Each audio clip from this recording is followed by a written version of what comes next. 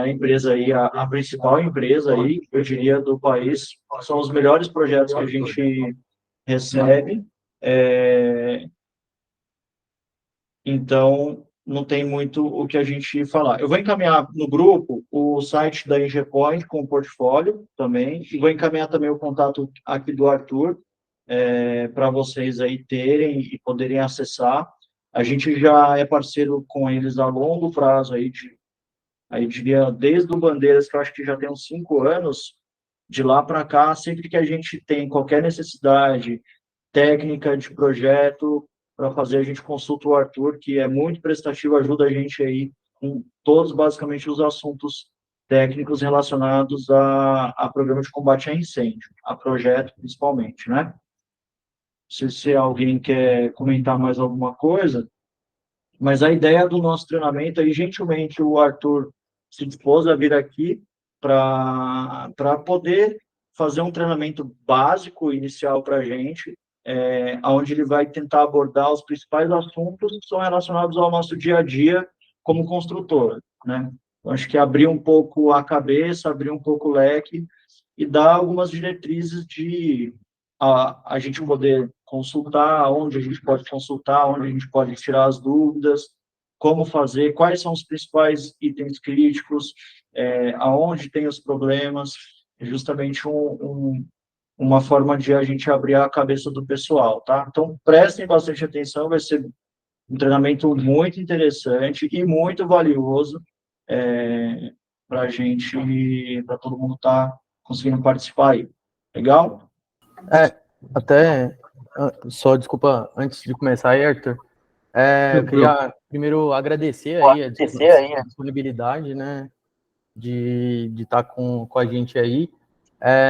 Acho que esse treinamento vai em linha do que a gente tá propondo aí, dos treinamentos mais técnicos, né, então a gente teve alguns aí nessa linha, e esse que é o de sistema de prevenção e combate a incêndio, acho que é muito importante aí, é muito do dia a dia das nossas obras, tanto é que a gente executa bastante os projetos aí, projetados e propostos aí pela EngPoint. Acho que vale a pena todo mundo prestar bastante atenção aí, e a gente vai deixar depois disponibilizado na plataforma lá no GPA Academy, para que a gente possa consultar também. Obrigado aí, Arthur, mais uma vez. Valeu. Eu que agradeço, é um prazer estar aqui com todos, tá? Isso aqui é um treinamento, inclusive, é impossível falar de incêndio 1 hora e meia, né, que era o que está previsto. Então, eu vou tentar, a ideia é dar algumas pinceladas de alguns assuntos, para vocês entenderem de onde vêm as regras, como funcionam alguns dimensionamentos, e eu vou mostrar alguns pontos críticos presentes em obra, que é o que vocês estão mais no dia a dia. Então, acho que vai ser muito importante, e 90% das fotos que eu vou mostrar é de obra mesmo, que nós fazemos vistorias, tá? Então, durante a apresentação, se tiver alguma dúvida, podem me interromper, a gente vai conversando. Acho que vai ser uma apresentação, mas pode ser mais como um bate-papo, tá? Bom, primeiro me apresentar, sou o Arthur, não sei se todos me conhecem. Eu sou engenheiro mecânico de formação e na parte de incêndio que eu mais domino é a parte de pressurização, controle de fumaça e ventilação. E também muito parte de sprinklers e hidráulica, tá? Nós temos equipe, como se diz, incêndio abrange todas as áreas, que não tem como saber tudo, é impossível. Então, nossa equipe, ela é separada, sempre um sabe mais alguma coisa, todo mundo se conversa bastante. Esse treinamento a gente costuma fazer anualmente na empresa, com todos, não é exatamente esse eu fiz específico para a GPE, mas nós fazemos treinamentos anuais de cada sistema para todo mundo entender um pouco, porque às vezes numa obra, numa vistoria, num projeto, é importante ter esse entendimento, tá? Então, nosso objetivo hoje, nós temos objetivo, né, só uma agenda, depois eu vou falar um pouco sobre legislação, que é a parte chata, porém muito importante. E depois eu vou passar medida por medidas principais, tá? Algumas eu vou falar por que não está aqui, mas a maior parte das medidas de incêndio que vocês vão encontrar no dia a dia estão expostas aqui. Perfeito? Então, como eu já falei, é uma compreensão geral da legislação, alguns conceitos básicos e esses itens críticos são muito recorrentes em obra. E quando eu falo recorrente, é recorrente mesmo. Tem itens aqui que eu posso apostar que eu vou encontrar em vistoria, de diversas construtoras, clientes, eles se repetem bastante. Tá? Então, primeiramente, eu vou só falar essa parte de legislação é muito extensa, então eu vou focar só no decreto vigente, então tomem cuidado, o que eu vou falar aqui pode mudar, primeiro, de um estado para outro, porque todos os decretos hoje no Brasil são estaduais, tá? Então as regras mudam de estado para estado, e mudam muito. Algumas ITs são, por exemplo, controle de fumaça é muito parecido no Brasil, porém, a saída de emergência tem bastante diferença, tá? Principalmente alguns estados do Sul e do Nordeste. Agora o Rio de Janeiro está mais próximo do nosso, mas também tem diferenças consideráveis, tá? E os decretos também, eles tiveram atualizações. Então, se nós pegarmos o decreto de 2011 até 2018, que era o decreto 56, que a gente chama, esse decreto, ele já não é mais vigente. Hoje é o 63.911 de 2018. Então, todos os projetos a partir de 2018 estão enquadrados neste decreto. Projetos anteriores podem estar enquadrados em decretos anteriores, tá? E direito adquirido. Só muda as regras quando você altera o uso e ocupação.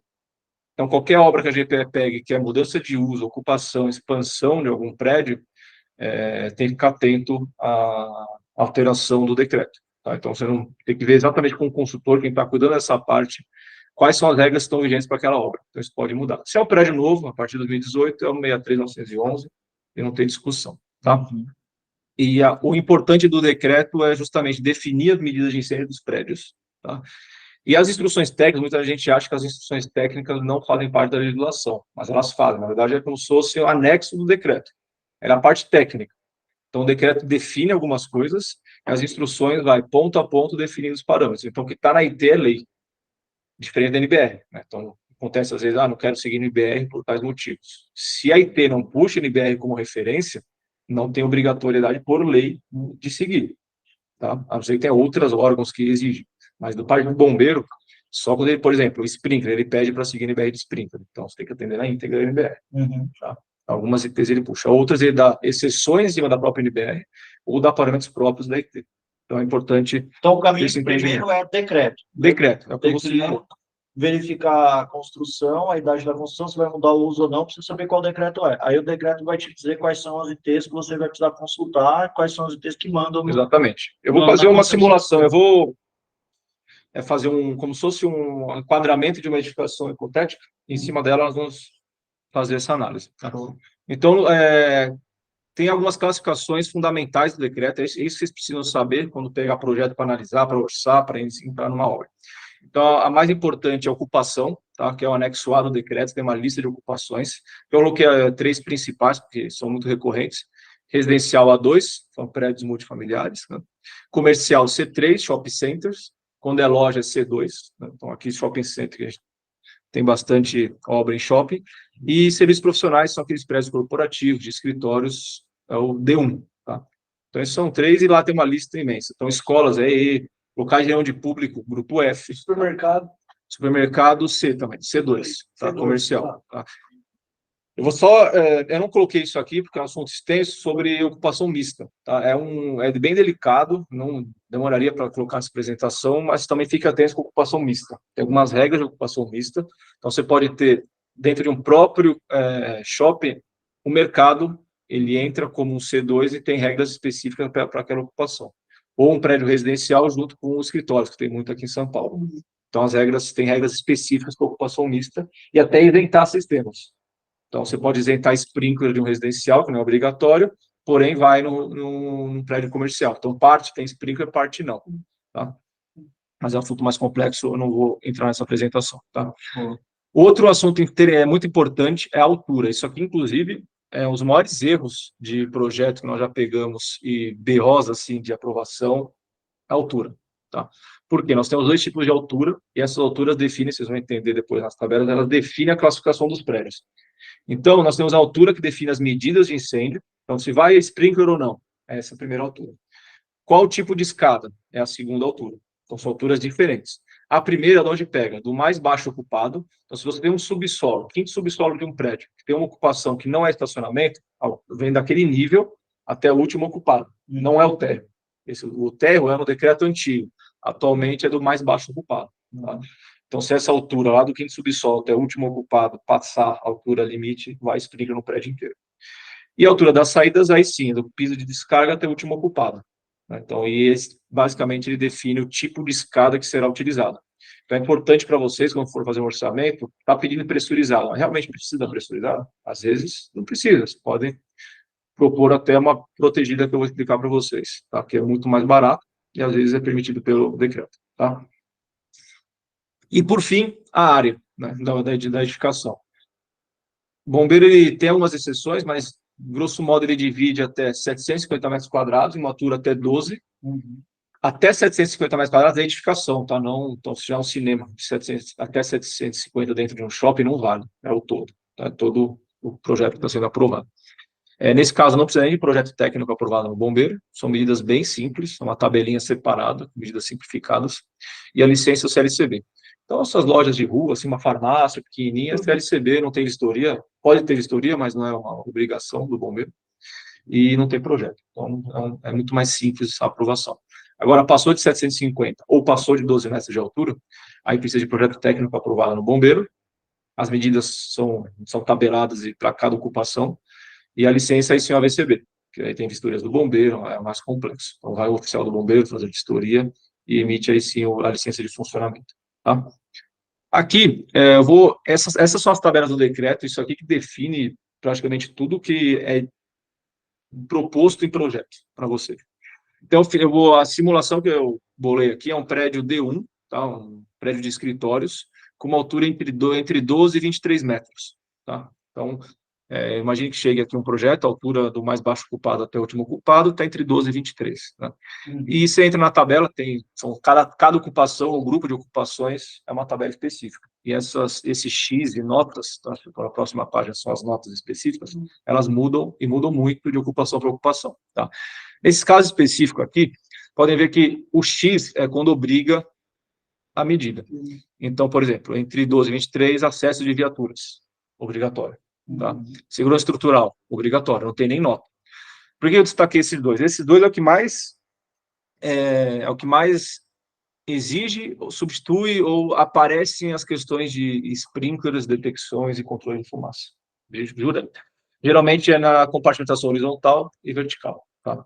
Mais para frente eu vou explicar os conceitos das duas, mas aqui é importante sempre olhar as notas, nunca olha essa tabela sem olhar as notas. Então, se reparar, compartimentação horizontal, são áreas máximas compartimentadas numa edificação, se você não respeita essa área, história, você pode, mas aí se olhar a nota 2, pode ser substituída por sistema de detecção em chuveiros. Então, você não compartimenta a edificação, não precisa colocar paredes, dividir em áreas máximas compartimentadas, porém, você tem que ter detecção e chuveiros automáticos em tudo.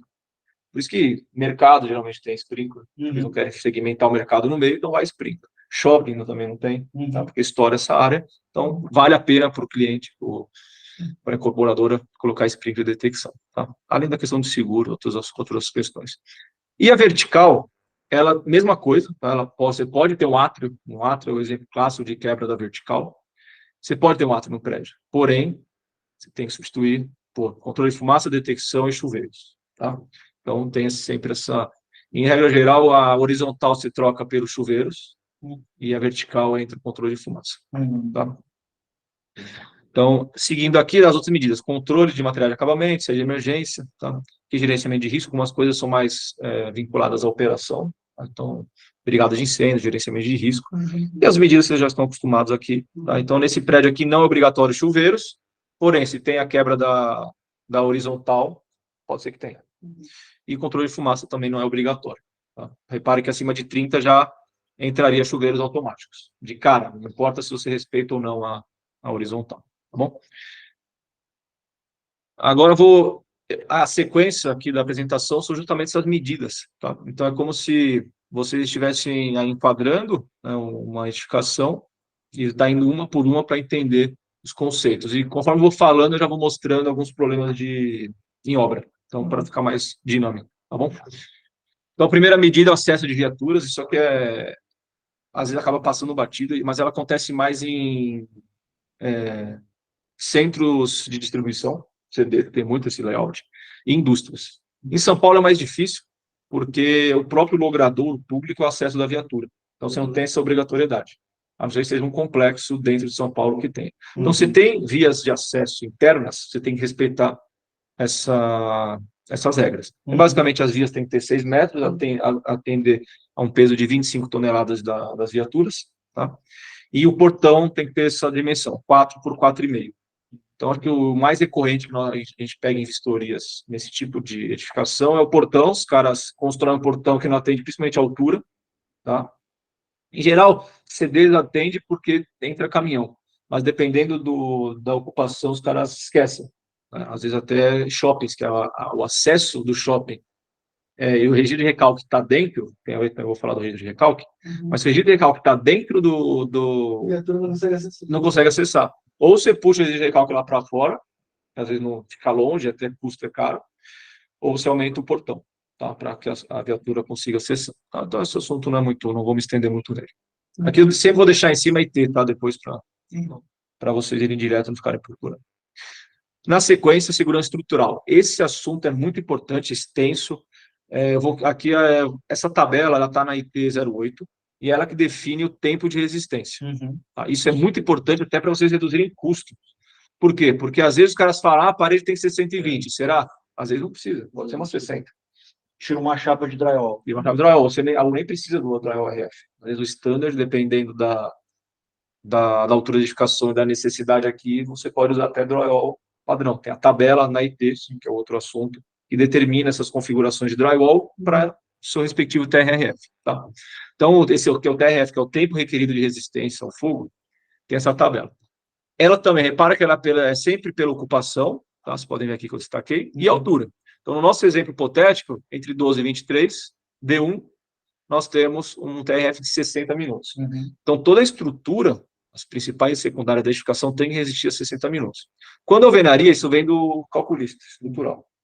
Quando é metálica, aí como se faz? Você tem todo o projeto de estrutura metálica, eles repassam isso para um projetista de pintura intumescente ou argamassa projetada, e com ábacos você faz um projeto de quais peças vai proteger e a quantidade de tinta ou argamassa que vai ser aplicada em cada peça. Tem questão de fator de forma, tem algumas coisas vinculadas mais à parte estrutural. Tá? Então... Isso tem uma pergunta, mas precisa necessariamente ter um projeto de proteção ou... porque a gente várias vezes já viu, por exemplo, está especificado no projeto uma estrutura metálica e tem que ter uma proteção e só fala lá, proteção TRF 60 minutos, ou 120, que é o mais comum, na verdade. Ou precisa isso ter um detalhe de projeto? Acontece. Quando você joga para orçamento isso, quem vai fazer o projeto é o instalador. E é aí que mora o perigo.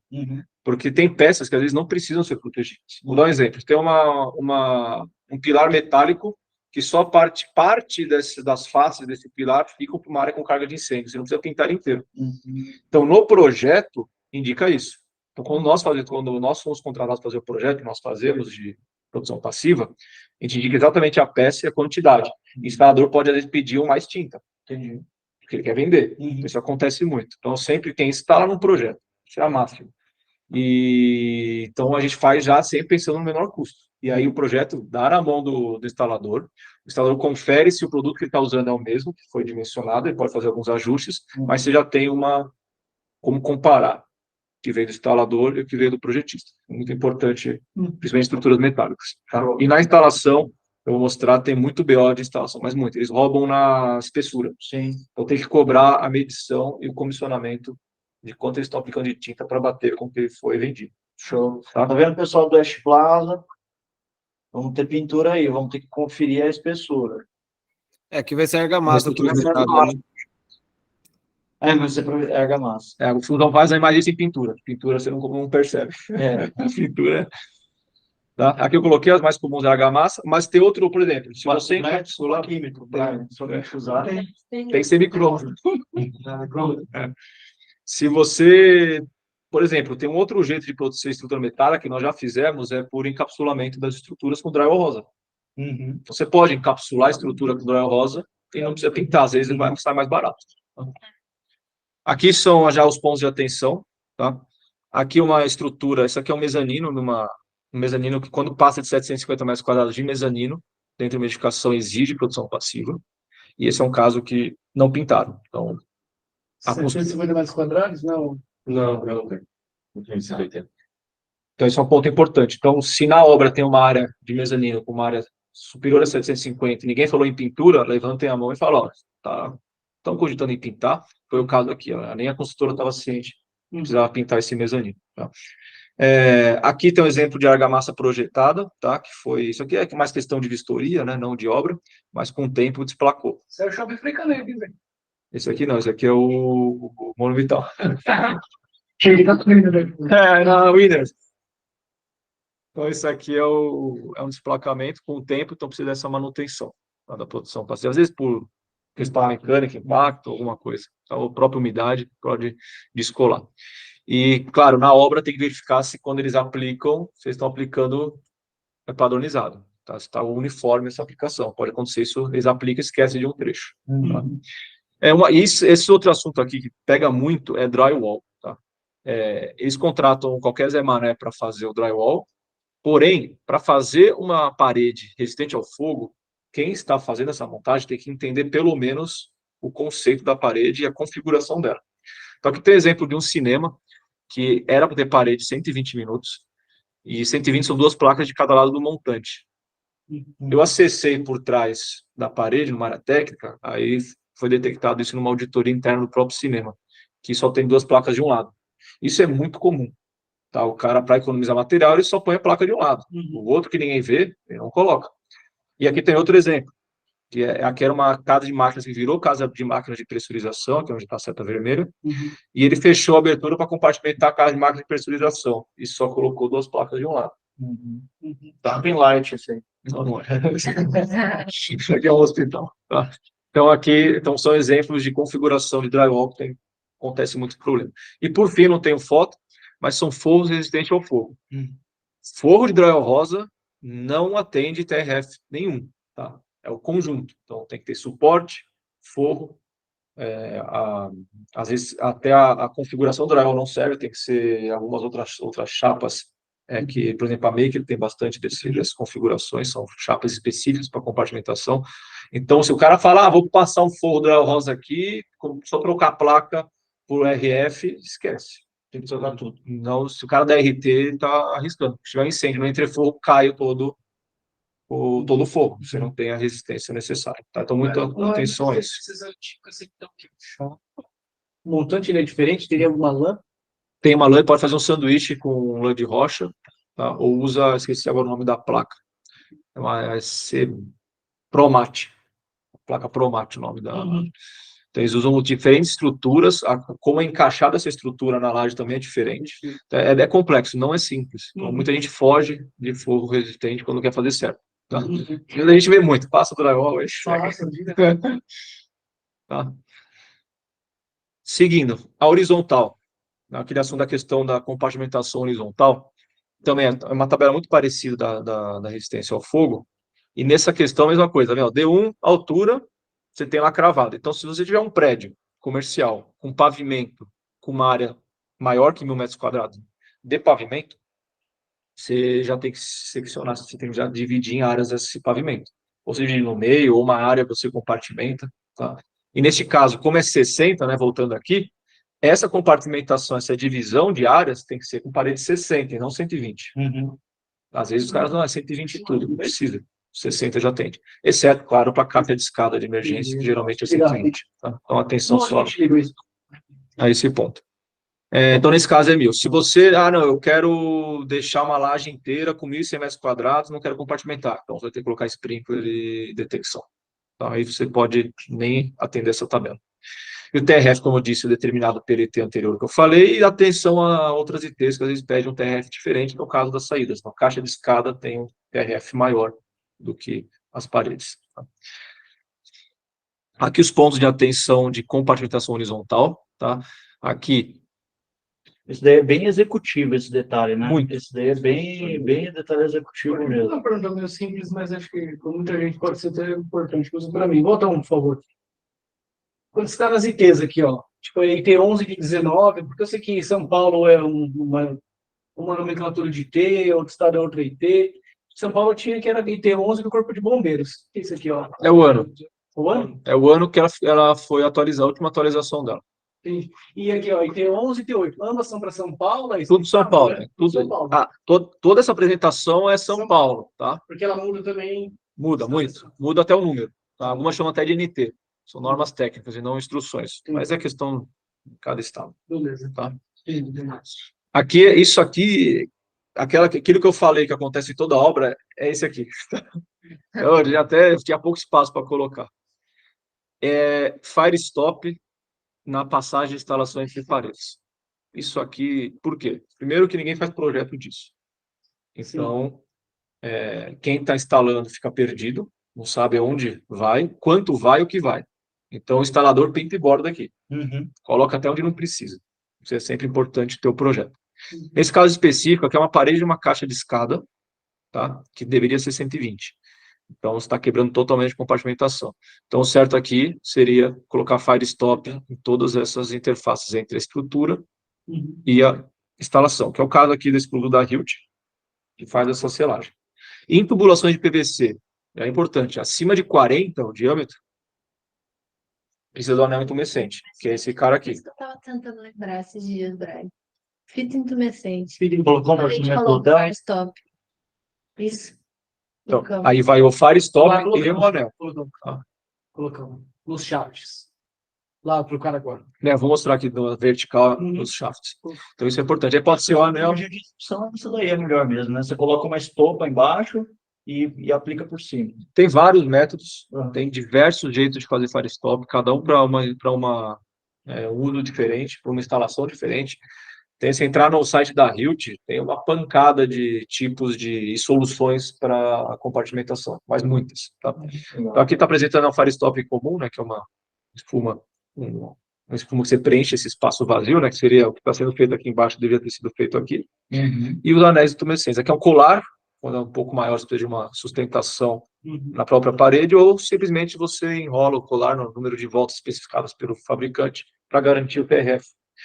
Tá? Então, nessa parede aqui seria 120 por ser uma caixa de escada. Mas se fosse uma parede, no nosso exemplo, não precisaria ser 120, poderia ser 60, você consegue reduzir o custo. Mas o cara orça tudo para 120. Tá? E aqui também é uma caixa de escada, que está passando tubulação hidráulica pela caixa de escada, também totalmente aberta. Tá? Aqui são coisas que acontecem muito em obra. Tem uma parede de compartimentação, às vezes até erro de projeto, e você cria abertura nessa parede. Então, nesse caso aqui, no Murubital específico, que já fecharam, eram vitrines. Até uma parede compartimentada tinha vitrines ali. Não, ou você pode ter vitrine, coloca vidro corta-fogo, 30 mil metros quadrados, não vai. Então, fecharam o drywall, matou a vitrine. Mas daí poderia fazer alguns métodos de arquitetura, fazer um caixote vazio com drywall, para criar uma vitrine de acesso por fora. Sempre trabalhando com arquitetura, sempre tem solução. Não precisa de cara já colocar um vidro corta-fogo.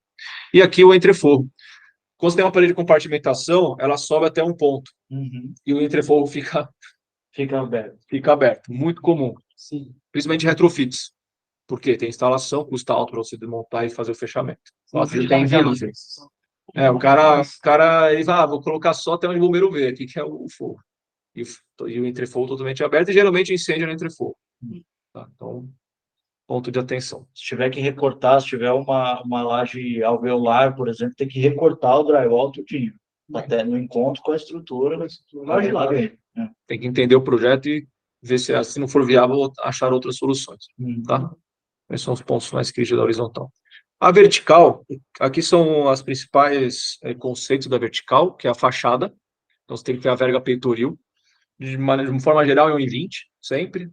Residencial, você pode somar algumas abas, tá? Mas, de forma geral, é sempre 1,20, que é essa cota aqui entre os dois pavimentos, para evitar que o incêndio do pavimento de baixo passe por de cima. Então, isso aqui garante a compartimentação entre níveis. Parece estrutura, Isso. Diga. Mas se o prédio já foi feito errado, tem que fazer isso aqui de outra maneira. Né? Tem. Nós tivemos um caso que teve que complementar com um elemento. E tem que ser resistente ao fogo da edificação. Então, no nosso caso, se foi executado errado com 10, teria que ter um complemento na fachada com um material resistente a 60 minutos. Tá? Aqui no peitoril. Certo? E aí tá perfeito. Estrutura, mas quando não tá perfeito, você tem que fazer a parede de baixo todinho. Exatamente. Aí, fodeu. E quando é pele de vidro, tem um vão entre a estrutura e a pele de vidro. Tem que colocar um fire stop entre os pavimentos. Então, uma selagem, todo o perímetro entre pavimentos, para ter essa selagem entre os... Então, um fire stop mesmo na pele de vidro. Tá? Outros são shafts e prumadas, que aí sim entra a questão da selagem, firestop nos shafts, que precisam ser compartimentadas. Átrios, esse é o maior impacto da arquitetura, eles gostam muito de átrio, porém é caro. Aí entra controle de fumaça, espelho e detecção. Aqui é o átrio, um dos átrios mais bonitos que eu já tive o prazer de participar do projeto, que é do Centro de Ensino e Pesquisa Lebré, ali do Faculdade Albert Einstein. Isso, não falar, os projetos do Albert Einstein. É maravilhoso. Se puder a oportunidade de entrar lá um dia, é um átrio e é maravilhoso, tá? Essa cúpula. Nacional, que fez essa obra. Né? Nacional. Isso. Tá? Aqui, os pontos de atenção. Novamente, não vou repetir, mas a cidade de Chaves é análogo ao Firestop que eu falei da horizontal. A distância verga peitoril, então, dependendo da obra que vocês estiverem trabalhando e teve alteração de fachada, atentos a essa compartimentação. Tá? Aqui eu coloquei um exemplo. Eu achei que tinha colocado, mas não coloquei. O que você falou de complementar foi feito aqui, ó, nessa obra, mas até a foto de dentro mostra o drywall rosa. Eu esqueci de colocar, tá? Mas esse aqui foi feito exatamente isso para complementar. Aqui uma imagem do que ficava faltando, né, a selagem. Tá? Aqui ocorre muito isso aqui, que é tubulação de esgoto hidráulica entre pavimentos, principalmente de residencial, com tubulação acima de 40, não tem anel em nada. Tá? Então, isso é um ponto de atenção. E dampers corta-fogo. Também vale para horizontal, mas acontece mais nas verticais, quando tem dutos cruzando pavimentos. Então, tem que ter um damper corta-fogo na laje. Tá? Então, na montagem, não adianta você passar o duto e fazer a montagem acima. Se o duto não é isolado. Então, você tem que ter um damper no alinhamento com a laje, uma montagem específica. E na parede também, né? O damper fica na parede, estruturado junto com a parede da laje. Não, mas eu digo, se você atravessar com uma parede compartimentada, compartimentada, Por causa do dumper, você falando dentro do duto aqui, né? Isso. De dentro. Dumper corta-fogo. Tá? E o dumper corta-fogo ele só permite o uso de termofusível em depósitos. Tá? Então, qualquer outra ocupação, no nosso caso aqui, D1 ou shoppings, o dumper corta-fogo precisa ter um autuador com automação interligada central de alarme, indicando o status dele, aberto ou fechado. Tá? Então, não é simplesmente colocar um dumper com fusível e mola. Tem que ser automático. Fica tudo na central, a gente sabe onde está fechado. Tem que saber. Tá? Então, e é muito claro na IT essa questão. E o controle de fumaça em átomos, tá? Que tem que ter no projeto. Perfeito? Esse é um assunto extremamente importante para vocês, que é o CEMAR. Tá? Pode falar. Quando você fala em átomos e controle de fumaça, cara, eu tenho um pouco assim, quando eu cheguei na GPEC, aquela questão de acantonamento. Você gostaria de falar um pouquinho como funciona o sistema de acantonamento, para quê? Quando chegar no controle de fumaça, eu Tá. eu explico isso aí. Tá. Tá? Me lembra. É o último assunto. Controle de fumaça. O CEMAR, ele é o controle de materiais de acabamento. Tá? Tem muitos erros por aí. E o bombeiro e vistoria não pega isso, porque ele acredita no laudo e no responsável técnico. Então, já sabe, né? Onde é o problema isso aqui? É uma coisa que é simples de ser resolvida, porque onde você resolve isso? Na compra do material. Se você compra errado, acabou. Você vai ter um prejuízo, vai ter que trocar todo o revestimento, ou você vai assumir um risco enorme, que é o caso que aconteceu nesse prédio na Inglaterra, 2000, não faz muito tempo, tá? Acho uns 10 anos, esqueci exatamente o ano. Não é aquele da CM, não, pegou fogo. Esse mesmo. Esse cara aí, é o Grenfell. A CM. Uma CM que não era. Então, olha só, o incêndio começou em um pavimento, pegou fogo no prédio inteiro. A Boate um dos motivos da morte, CEMAR. Então, você repara que é um problema que, às vezes, passa desapercebido. A pessoa, vou fazer um baita de um sistema de sprinkler, controle de fumaça. Nada disso adianta, porque os sistemas são dimensionados para um certo controle do material. Se você não tem, até um projeto de sprinkler, às vezes, não adianta. Tá? Então, aqui, ponto de atenção na compra, atender essa tabela que está na IT10. Tá? Então, está lá de novo. Ó, nosso exemplo hipotético D. Então, para piso, classe 1, 2A, 3A, 4A. Parede, teto e fachada. Perfeito? E isso aqui sempre pede, vai comprar um material, pede laudo, não adianta o cara mandar um PDF falando que atende. Mandou? Legal. Você já está preocupado com isso, me manda o laudo do instituto de pesquisa que você fez o seu teste. Geralmente é PT. Então, você vem em PT e aí verifica se o material que ele mandou, o material que você está comprando é o mesmo do laudo.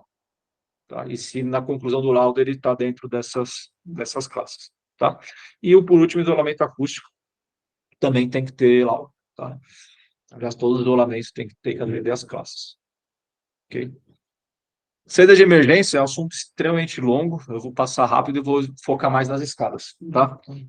Em geral, a IT11 fala das larguras, população, caminhamentos, mas isso é muito específico no projeto de arquitetura. Para vocês, já recebe o projeto teoricamente certo. Tá? Ou errado também. Muito. Tá errado. A teoria é certa. Tá?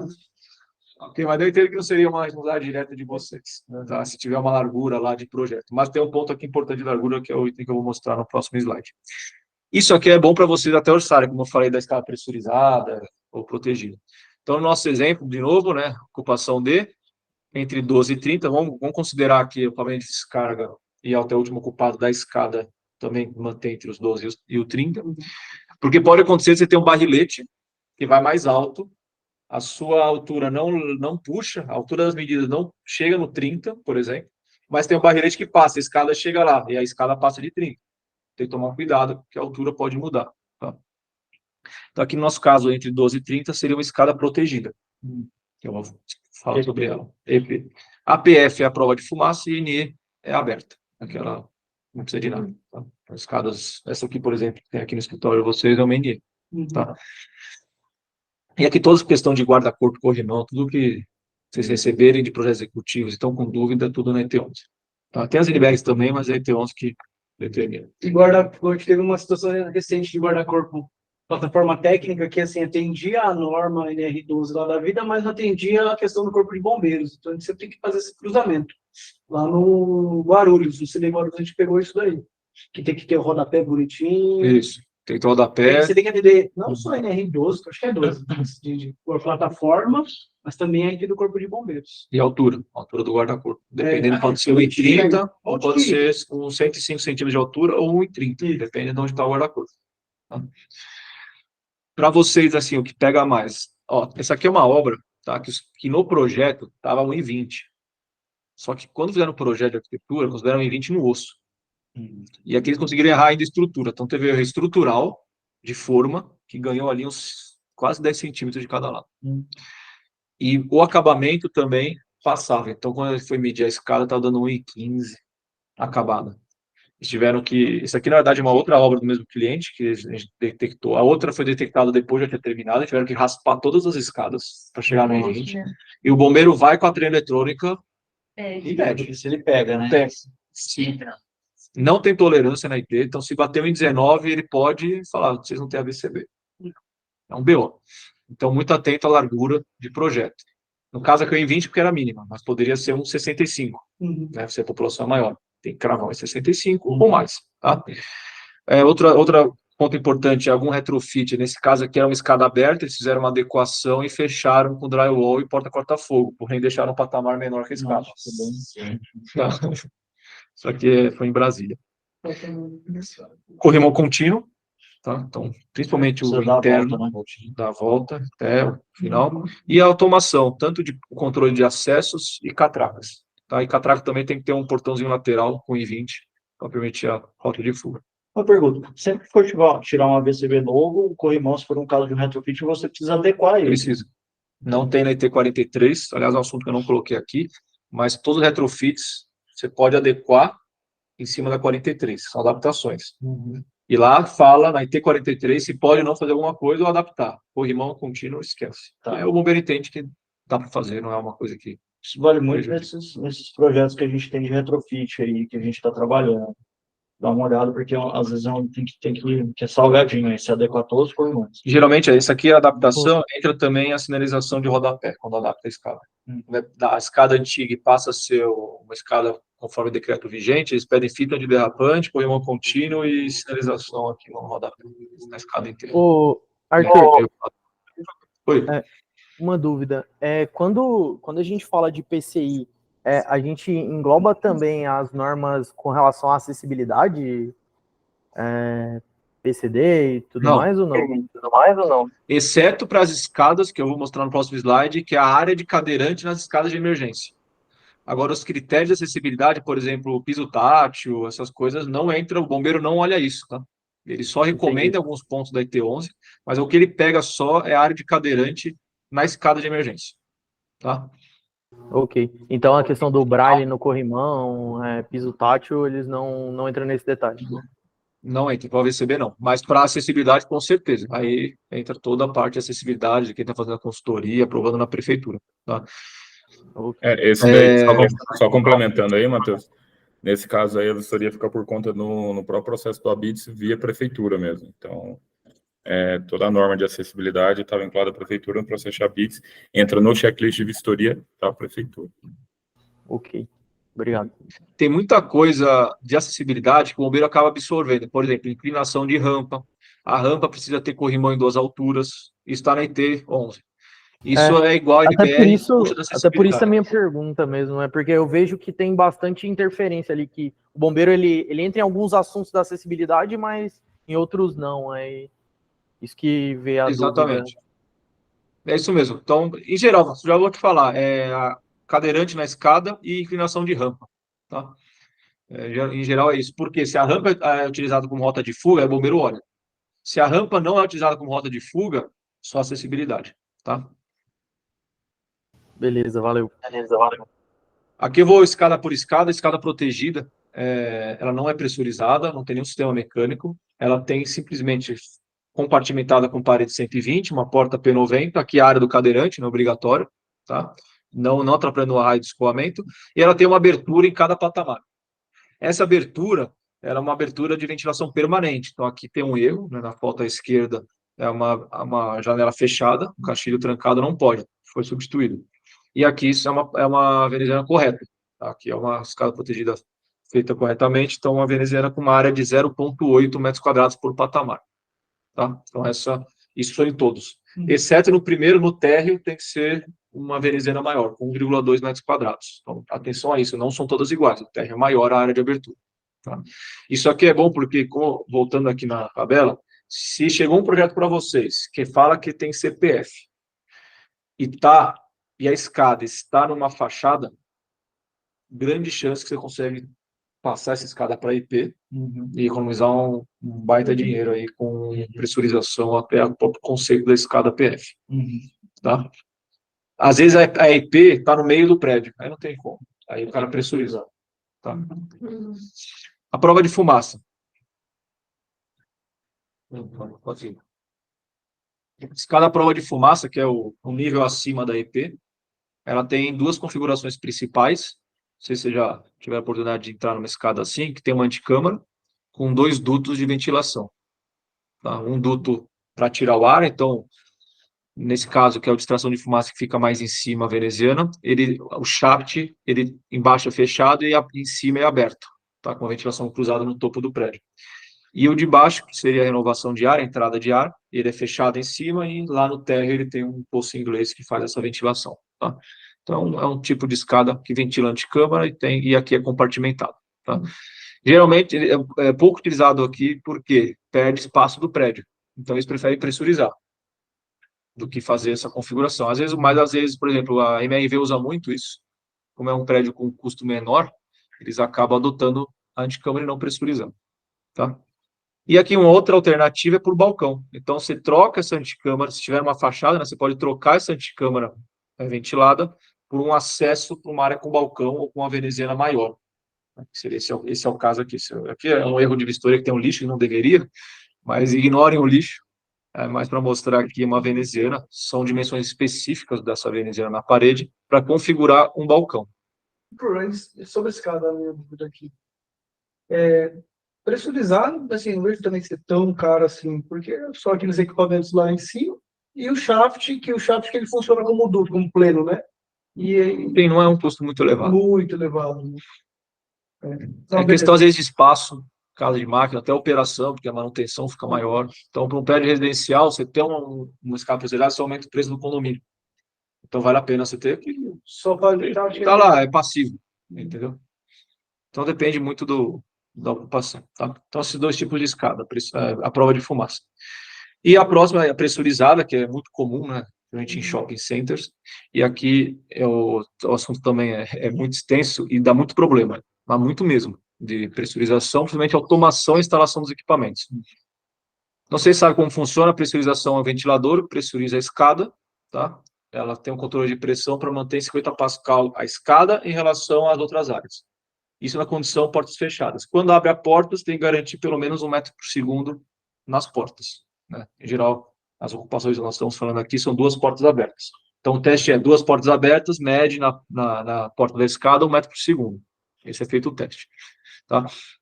Está cada vez mais em uso o uso de variador de frequência, tá? Que é isso aqui que está na tela, fica dentro do quadro elétrico, vinculado ao motor e vinculado ao pressostato, tá? O transdutor de pressão.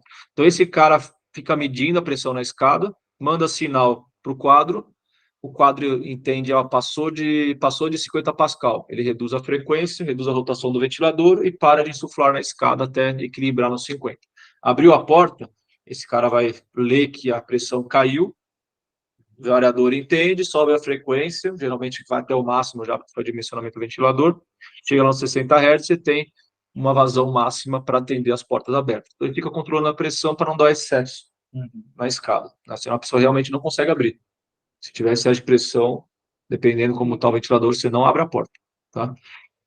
Outro que dá muito problema em obra é a automação do operante ou reserva. Então, quando o ventilador operante falha, o reserva tem que entrar automaticamente. Geralmente, eles usam também um sensor de pressão, que é esse cara aqui, e ele fica medindo a pressão no duto. Quando ele está ligado e tem pressão, ele entende que está funcionando. Quando ele equaliza a pressão, ele entende que o ventilador desligou, ele liga o outro no automático. Tá? Então, é um sistema simples. Por que esse é melhor do que você mexer só no quadro? Vou dar um exemplo. Você tem um motor funcionando, estoura a polia.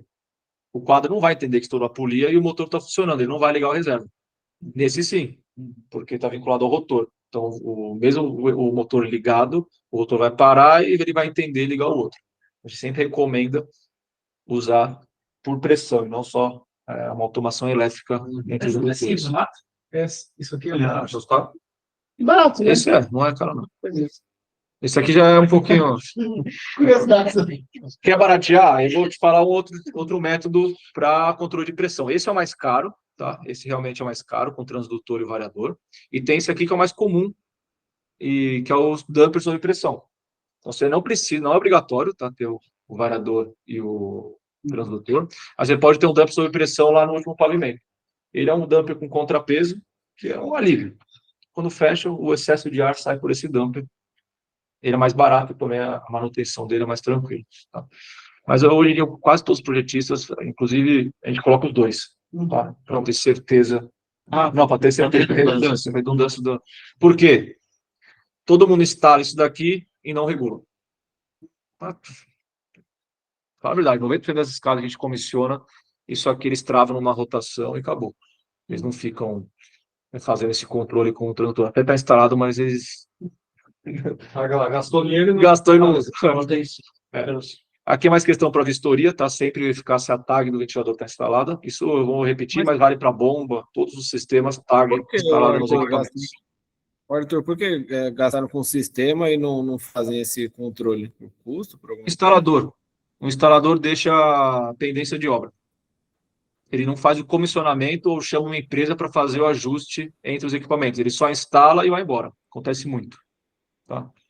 Às vezes não está no escopo, ou simplesmente ele não faz. Então tem que ter esse cuidado para, você instalou, mas está funcionando, está regulando a pressão, então é muito importante ter isso no radar. O próximo assunto é a tomada de ar. Tá? Esse para o bombeiro, vistoria, porque o cara só olha isso aqui, às vezes. Tem cara que vai, onde é a tomada de ar? É maluco. É o sistema mais importante, né? De entrar no ar novo. Então, essas são as dimensões das distâncias, tá? 2,5 quando é no mesmo nível do descarga e 5 quando a tomada de ar está abaixo do nível de descarga. E embaixo não permitido. Então aqui está uma foto clara de 2 problemas. Tem uma porta embaixo, não permitido.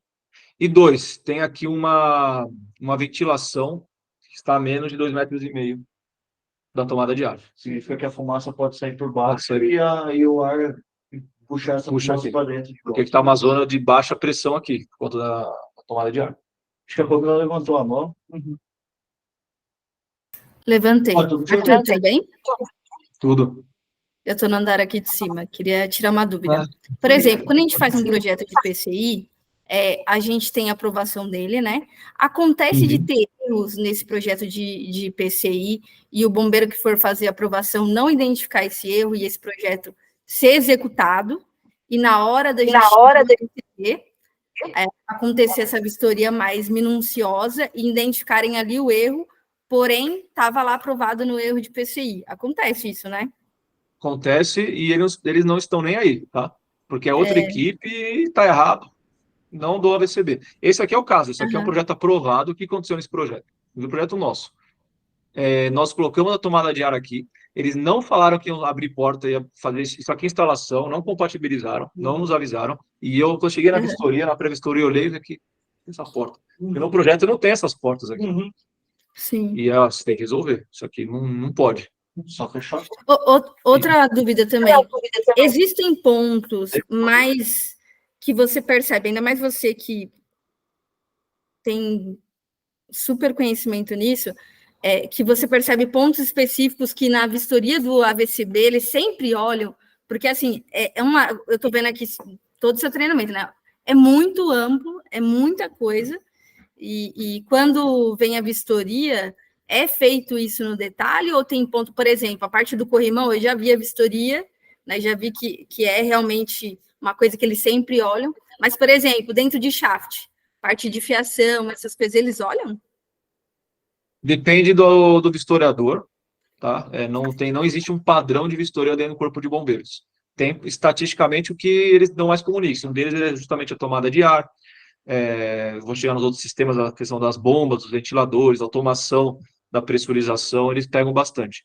Mas, realmente, a questão de shaft, entreforro, é muito raro olhar.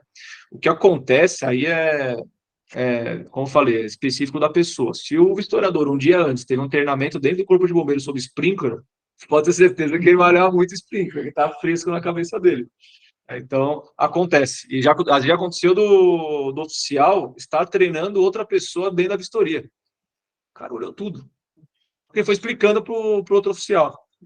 Paciência. Então, sempre que nós fazemos a vistoria, a gente olha bem no critério, porque a gente não sabe como vai ser. A gente sempre separa o que tem que estar certo e o AVCB. Porque o AVCB, o bombeiro realmente não olha tudo. Tá? O Arthur estava lá no dia do Parque das Bandeiras, 7 bombeiros lá. Foram 7 oficiais. Um ensinando o cara, com foi o ponto fora da curva. ordem era cada um comigo. Cada um vai ver.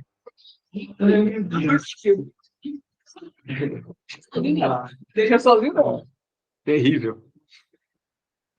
Outro problema muito comum, e aí é obra, totalmente obra, o bombeiro não olha, mas onde que dá pau? Quando seguradora ou quando vai entregar a obra para o cliente. Porque se o cliente pede um comissionamento e não funciona, o cara segura a medição da construtora. Eu já vi muito acontecer isso. Vazamento, e não chega na pressão. Esse aqui é um prédio mais antigo, tá? Mas é uma abertura dentro da escada que tinha um vazamento bem grande, então a pressão não chegava, não estava sendo considerado isso no cálculo. E aqui, muita atenção quando você entra numa pressurização e você encontra um plenum fan. Esse tipo de ventilador que não tem o gabinete, não é dutado, ele usa a própria estrutura da casa de máquinas para pressurizar, e aqui está o duto, eu indiquei com a seta, é o duto de pressurização que vai para o shaft. Então ele pressuriza a sala. Ele está totalmente estanque. Totalmente estanque. E nesse caso aqui, nós fomos contratados para fazer o comissionamento e não atingiu a pressão. Onde está o problema? Tinha um monte de furo na alvenaria, por trás do isolamento acústico. Um monte. Na passagem. É parte das bandeiras. Não é. Não é, você não pode falar. Você não pode. Para, Brian. Tá, então, muita atenção nesse tipo de instalação plenum fan, tá? A alvenaria tem que ser muito bem feita. E porta-estanque, PCF estanque. Tá?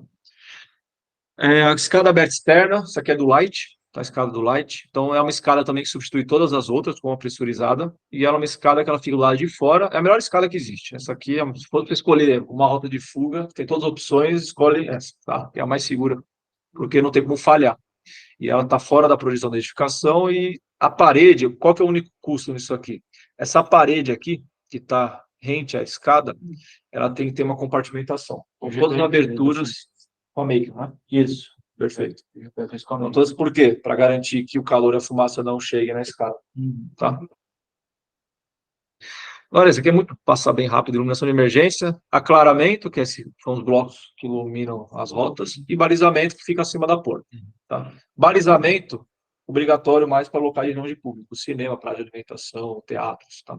E o restante é claramento. Até as distâncias ali, a cada 15 metros um ponto de iluminação, 7,5 das paredes, não foge disso. É só tomar cuidado na compra para ver se a altura da instalação da iluminação e a quantidade de lux, tá? Se está batendo com a NBR, aqui é diretamente NBR.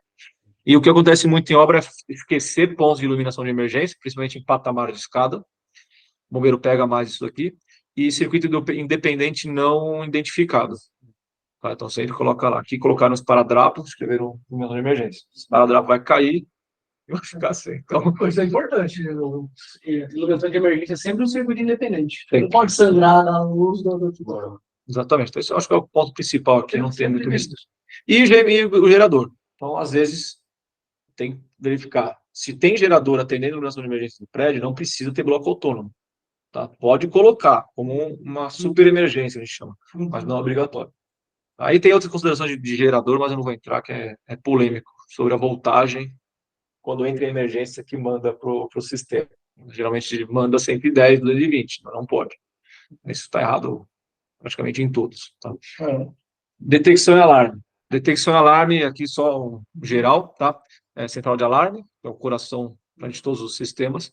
As botoeiras de alarme, tá? Aquelas manuais, então temos, geralmente fica junto com o hidrante, que o caminhamento é muito parecido. Os detectores, aqui está um exemplo, isso é um ponto de atenção para vocês na compra, tá? E na instalação, verificar qual tipo que está no projeto. Para estacionamento, usa muito o calor, o termovelocimétrico. Em outros locais, é fumaça. Então, às vezes, muda no mesmo pavimento. Está no hall do estacionamento, é fumaça, mas onde está as vagas de carro, é calor. E eles são muito parecidos. Então, quando o cara instala, às vezes você não consegue identificar, olhando, dependendo da marca que você está usando, se é calor ou fumaça. Então, tem que estar muito bem definido isso. É o nosso aqui qualquer, porque o pessoal às vezes consulta DJ aqui. Dispara. Não, então, tem fumaça, mas esse aqui é de fumaça. Esse é fumaça, né? Esse aqui, o de lá, acho que é calor, porque ele é fumaça. Deve estar funcionando, não. Errado. Então, tá desligado esse aqui. Tem que estar piscando verde o LED. Se não está piscando verde, ele está desativado. Porque teve DJ que só fumaça. E aqui o outro que é mais comum em átrios, pé direitos mais altos, tá? É o linear. Inclusive tem um limite de pé direito para fumaça, viu? Por exemplo, o pé direito, se me falha a memória, 8 metros, passou de 8 metros de pé direito, não pode usar detector pontual. Tem que ser linear. Que é caríssimo esse linear. Acho que lá no Mogi Shopping. Tem no Morumbital, tem no Shops, ali na Dock Road, tem. Onde tem atro, geralmente tem esse sistema, que é um emissor e um refletor. Tá? Então, quando passa fumaça no feixe, ele dispara. Aqui eu coloquei até só é importante, às vezes, para ver se está mal dimensionado ou não. É simples de ver. É o raio de detectores de fumaça, 6,30 metros. E tem que pegar tudo. Então, se tiver uma bordinha aqui fora do raio, já está errado. Tem que acrescentar um detector. 130 o raio? Na verdade, é um quadrado, você puxa o raio dentro desse quadrado, que dá 6,30. Mas você pode puxar o raio de 6,30, que é isso aqui é da NBR. 4,2. Porque acho que um raio... Não lembro agora, já foi menos que 6. 4,2, talvez, é o de calor. Tá. Então tem diferença.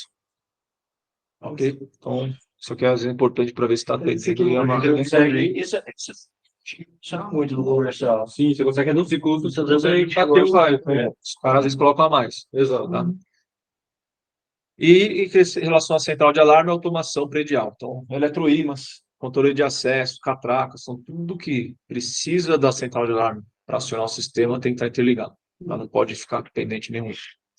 Aqui os pontos de atenção, acontece bastante atraso da central errado. Então, lembrando, para acionamento de qualquer sistema ativo, por exemplo, pressurização, controle de fumaça, a norma não permite nenhum tipo de atraso. A norma permite atraso para sirene. Então, em shopping, a central pode estar regulada para dar um disparo do detector e você espera 2 minutos para a brigada verificar, para depois disparar a sirene geral. 2 minutos, não mais do que isso. Agora, a pressurização, controle de fumaça já tem que entrar direto. Tá? Isso é um erro muito recorrente na configuração e a entrega da obra. A altura das SPK, não, né? A SPK só vai quando entrar, quando estourar, né? Quando realmente tiver ou alguém bater com com martelo, alguma coisa, né, propositalmente. Ou o bombeiro fala que está desligado lá no registro e não está. Aí você mexe lá. Você vai fazer uma manutenção. Tá. Ligou, não, o governo civil, né? Terrível. Acontece. Já aconteceu algumas vezes. Altura de botoeira. Isso é meio básico, mas acontece bastante de erro. Então, aqui está um exemplo de uma altura bem alta da botoeira, sempre entre 90 e 35. Isso aqui também é extremamente recorrente. O bombeiro pega muito em vistoria, que é detector longe do teto. Aqui está um exemplo.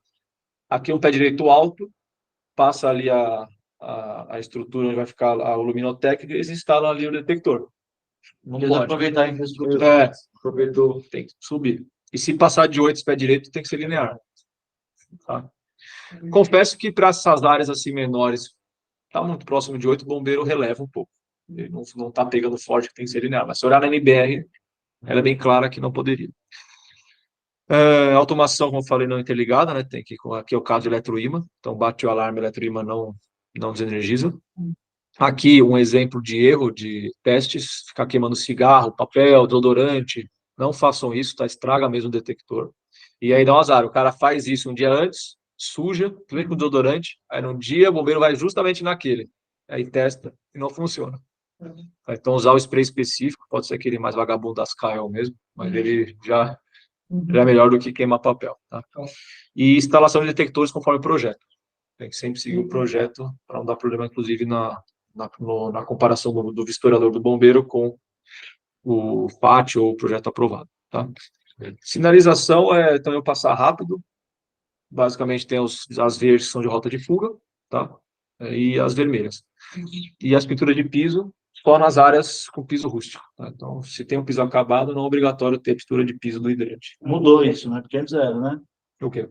Era obrigatório ter a Não, marcação. Só nas áreas de estacionamento, depósitos e piso não acabado. Porque depósito, então.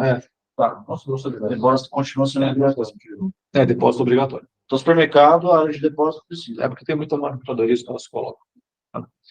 Aqui o que esquecem bastante é esse cara aqui, a escala pressurizada, plaquinha. Geralmente não instalam. Tá? Muito raro o bombeiro pegar, mas tá na empresa. Plaquinha, escala pressurizada, ou aquela aperte e empurre. Todas as portas porta-fogo devem ter a M3, que é a porta porta-fogo indicando que é PCF, tem que estar sinalizado. E aqui uma dica para reduzir custo. Tá? Às vezes tem uma área que tem hidrante, alarme e sirene. Você pode trocar as 3 por essa daqui, a E9. Que é um conjunto de medidas. Então, você reduz em 1/3 a sinalização. Tá? Às vezes não tem nem espaço para colocar. Tem um pilar, que tem um hidrante, a botoeira e o extintor. Não tem como colocar as 3. Então, é essa daqui. Tá? E lá da detecção, desculpa voltar, mas assim, na detecção, você acha que aquela parte de detecção autônoma por bateria, ela... O que você acha dessa Wi-Fi? Wi-Fi, isso. Peão próprio. Uma porcaria. Uhum. Uma droga trocar pilha. Tem que ser uma marca muito boa, tá? São poucas no mercado, talvez só uma, até me fugiu o nome, mas eu já peguei projetos de outras fabricantes, é muito ruim. Eu vou testar, nunca funciona. Uhum. E as pilhas, tem que ficar trocando, uma pilha Duracell, qualquer pilha, é horrível. E dependendo do prédio, usam muito em prédio antigo. E olha só que contraponto horrível, porque prédio antigo, a parede é grossa. Piora a comunicação Wi-Fi. Então, é muito bom para o prédio antigo, mas os prédios antigos parecem essencialmente lá. É estruturalmente péssimo para Wi-Fi.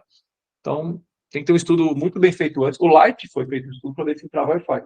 E o Light, no estudo, é impossível. As paredes do Shopping Light não tem como. Aí tem que encher de amplificador de sinal, repetidor, fica caro e não confiável. No lugar nosso, Thiago, isso daí. Tentou viabilizar o som. Não, a gente fez o CCR. O CCR. Fez o CCR. Viabilizou, tá lá, assim, o feedback é positivo lá.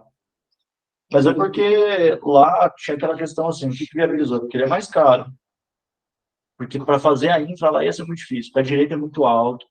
Então, tinha essa questão. Então, a gente ganhou no prazo de obra, né? Muito fácil. Você vai, você só passar a infra e cabo, né? Entendeu? Então, tem isso. No som, a gente estudou muito fazer pela mesma questão. Pé direito alto. Tinha uma economia significativa de custo mas o cliente não quis porque para ele fazer manutenção era ruim. Esse é o problema. Se eu não me engano, era 30% ou 40% de Queria ter que trocar pilha a cada 2 anos, tal, É, então aí ele já teve que fazer. embutir o custo de trocar pilha 2 vezes. Que tinha, Dava 2 trocas de pilha para ele, mesmo as pilhas não quiseram aceitar. Não é, eu particularmente não gosto muito, mas tem casos específicos que é a única opção, aí beleza, mas tem que ser muito bem estudado antes, não é simplesmente coloca o sistema. Tá? Tem até questão de certificação, homologação na Anatel, tá? Então tem que ter muita atenção a isso, mas o bombeiro aceita. Não é um... Tem que ser homologado, né? Tem que ser. Extintores também muito rápido, são caminhamento entre pontos. O maior problema é falta de suporte, sinalização. Vencido. Mas quando vocês pegam mais obra, é muito raro acontecer isso. Para a gente faz vistoria, acontece muito. Aqui é mais tranquilo. Tem que atrasar muito a obra, né?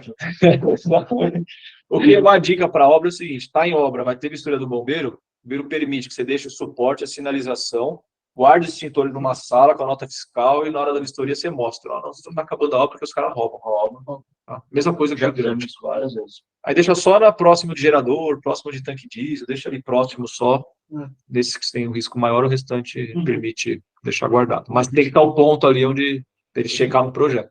Uma pergunta sobre o suporte de piso, o parafusado ou solto, tem algum detalhe ou tanto faz? Tanto faz. Pode ser cobrado em obra que queriam que fosse parafusado e a gente...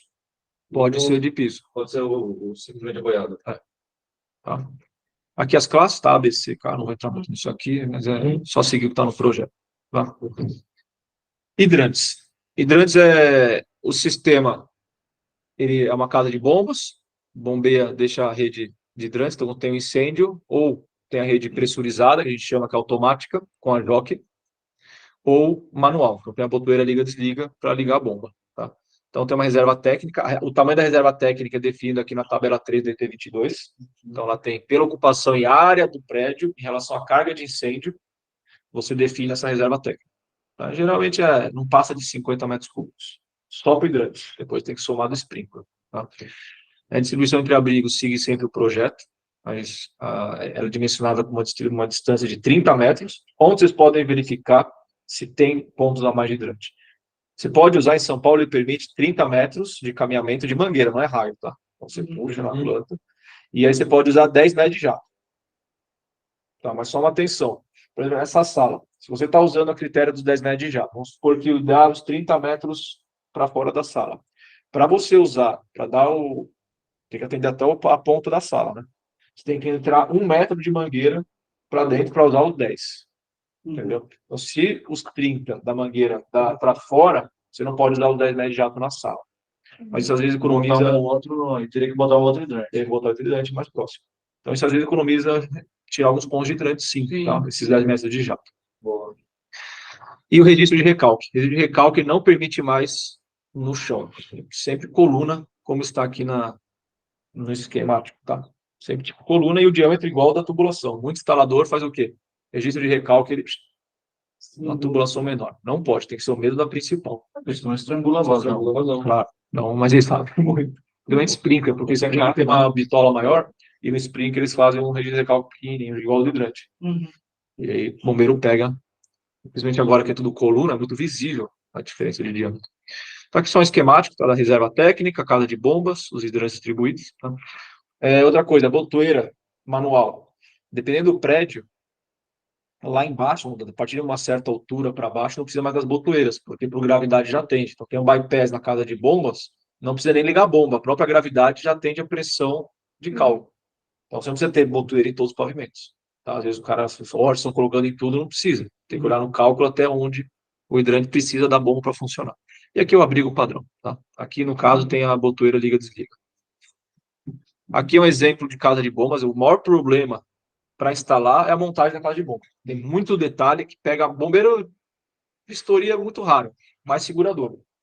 Daí ela vai específico nas montagens. Tá? Então, aqui essa casa de bombas é projeto nosso, está em BIM, nós fizemos. Tá? E de hidrante. É um projeto simples, mas tem alguns problemas, alguns erros muito comuns. Né? Por exemplo, o cavalete de automação da jockey, eles puxam de qualquer lugar, mas é específico, você tem que puxar entre a válvula e a retenção, sempre. E, às vezes, dependendo da montagem, eles puxam de qualquer ponto da rede, tá? O cavalete. Outro ponto, o diâmetro do cavalete de automação tem que ser o mesmo inteiro, não pode ter alteração, ser um diâmetro maior e diminuir aqui no cavalete. Tá? Então, tem esses pontos de hidrante que tem que ficar atendendo na montagem. Tá? Acho que todos sabem como funciona o sistema, não sei se alguém tem alguma dúvida do funcionamento da jockey, tá? Mas ele mantém sempre a rede pressurizada, quando você abre o hidrante, a pressão da rede cai, os pressostatos leem essa pressão da rede e ela liga a bomba. Eu tenho uma dúvida da reserva. Como é que é de reserva? É obrigatória essa reserva? Não é? A reserva de incêndio? Isso, a de hidrante, sempre tem que ter a de hidrante e a de SPK, né? Se tem SPK no prédio, tem que ter. Tá. Mas se você precisar ter, se você tiver 2 bombas para trabalhar em série, vai te dar aquela vazão. Beleza, então você tem uma vazão lá, não tem uma bomba só, não atende, tem que botar 2 em série, acontece, né? Nós chamamos de booster, bomba booster. É isso. Aí você precisa ter uma reserva só ou 2 reservas? Não, é uma só, é uma do sistema. É com combate. Na verdade, a reserva era calculada pelo tempo de combate. Então, pela vazão do hidrante para aquele risco, você tem um tempo com a mangueira ligada. Entendi. Se você tiver 2 bombas em paralelo também, você pode colocar uma reserva só em série com as 2, por exemplo. Pelo Thiago, assim, se vai precisar lá e não está funcionando a bomba por algum motivo. Não, daí não. O ponto de interligação com a reserva está sempre interligado com o sistema. Sim, mas você pode ter uma reserva só para o sistema inteiro. Pode. Uma bomba Mas você não pode ter um sistema à parte com uma reserva menor. Se quer fazer 2, tem que ser a mesma quantidade de água, que é o mesmo tempo de combate. Tá? E a reserva de hidrante, o bombeiro aceita tabelado. A de sprinkler, eu vou comentar, é cálculo hidráulico, porque depende do número de bicos de cálculo, risco, se é leve, ordinário, e aí é o tempo de ativação numa quantidade X de bicos, uma densidade de bicos para chegar numa reserva técnica. Uma reserva, às vezes, de um depósito chega a 600, 800, 1.000 litros. Só de sprinkler, para ficar lá parado de sprinkler. Mas, assim, shopping, geralmente, na casa dos 100. Não passa de 150, se não tiver um depósito muito alto. Tá? Chega próximo dos 100 mil litros, com hidrante chega nos 150 mil litros. Tá? Então, aqui a questão da jockey, aqui o cavalete de automação. O que acontece muito em obra, agora eu vou falar os pontos do hidrante, né? Então, aqui tag de bomba sem vazão e pressão. Então, acontece muito. Eu sempre pedi para o cara que está instalando colocar vazão e pressão na tag. Você não pode dar problema de vistoria. Esse tipo de recalque não é mais permitido, que já existe, ok? Os novos, Polyvet Express novos hoje não. Mas antigamente era na portaria, né? Na portaria no chão. Quando os caras no centro escondem droga, roubam, fazem tudo aí. É até um problema, por isso que tudo hoje coluna. Tá? Então, toma atenção que ainda aparecem projetos com esse vício de colocar no chão. Tá? Isso aqui acontece muito na entrega da obra, que é a pressão, a regulagem do pressostato. Tá? Tem que olhar no memorial de cálculo do projetista qual que é o set points dos pressostatos para ligar a jockey e ligar a principal. Tá? O resto é a posição dos abrigos, tá? E o tag da vazão. Aqui é o erro, né, que eu falei, ó, tá uma bitola maior do cavalete, e aqui o ponto onde está chegando esse cavalete, ele está fora da norma. Sprinkler. Sprinkler, ele é dos sistemas hidráulicos é o mais complexo, tá? E o que dá mais custo para vocês. Sim, com certeza. A casa de bombas é muito parecida, então uma bomba principal, um sistema. Vou pegar só esse tipo de sistema. Tem outros sprinklers que é o Pre-Action System, sistema seco, dilúvio, mas vou pegar esse que é o mais comum no nosso nicho aqui. Então, nós temos um sistema pressurizado igual ao hidrante, com uma jockey. Quando estoura um bico, a pressão da rede cai e liga a bomba principal. Liga a jockey, né? Não, liga a jockey e fica ligada mantendo a pressão da rede. Aí, quando estoura o bico, a jockey não consegue segurar a pressão, chega no set point da principal, liga a principal. Então, não é que estoura um bico, estouram todos, né? Como a gente vê em filme, não é assim que funciona. Vai estourando o bico conforme a temperatura naquele ponto vai alcançando a temperatura do bico. Eu vou comentar. Então, se tiver um incêndio aqui, vai estourando conforme a temperatura vai aumentando. A bomba não estoura o bico. Aí é para não estourar, né? Inclusive, um dos testes de comissionamento, a gente liga a gente chama em shoot-off, liga a bomba, eu vou mostrar a bomba aqui que a gente fez o teste. Liga a bomba com tudo aberto e fechado. Então, você abre e liga a bomba. Não é para estourar. Se estourar, está com um erro. É para segurar. Tá? O que pode acontecer é se fechar muito, aí é a operação. O cara fecha muito, dá um golpe na rede e pode estourar. Dá um golpe de arite. Tá. Então, e aqui, os principais sistemas de sprinkler. A casa de bombas, a reserva técnica, né, que é o cálculo hidráulico. A VG. Então, toda a área de sprinkler, ela tem uma VG que atende essa área, tem uma área máxima. Tá? A CS, que ela geralmente ela é uma válvula que faz uma setorização. Então, você tem, às vezes, uma VG para vários pavimentos, você coloca uma CS do pavimento, para quando estoura o bico, a central sabe qual pavimento estourou. E também para fechar e fazer manutenção só do pavimento. Tá?